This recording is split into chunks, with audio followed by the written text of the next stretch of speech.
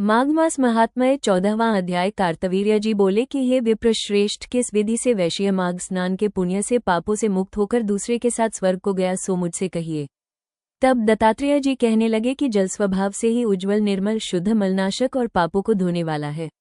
जल सब प्राणियों का पोषण करने वाला है, ऐसा वेदों में कहा है। मकर के सूर्य माघ मास में गौ के पैर डूबने योग्य जल में भी स्नान करने से मनुष्य स्वर्ग को प्राप्त होता है। यदि सारा मास स्नान करने में अशक्त हो तो 3 दिन ही स्नान करने से पापों का नाश होकर स्वर्ग प्राप्त होता है। चाहे धन का अभाव होने से थोड़ा ही दान करे, वो भी धनी और दीर्घायु और सुख संपन्न होता है।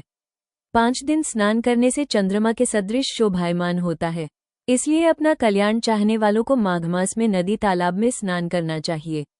अब माघ में स्नान करने वालों के नियम कहता हूँ, सो ध्यान पूर्वक सुनो। इस मास में एक ही समय भोजन का उपयोग करनी चाहिए, भूमि पर सोना चाहिए, भगवान विष्णु की तीनों समय पूजा करना चाहिए।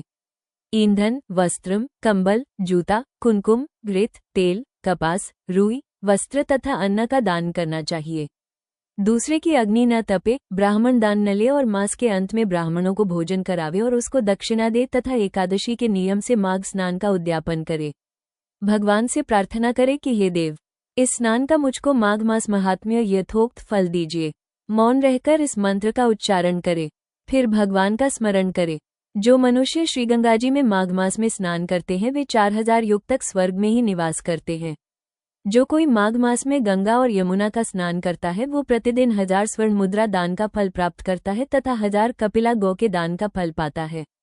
इति श्री पद्मपुराणांतर्गत चतुर्दशोध्याय समाप्त।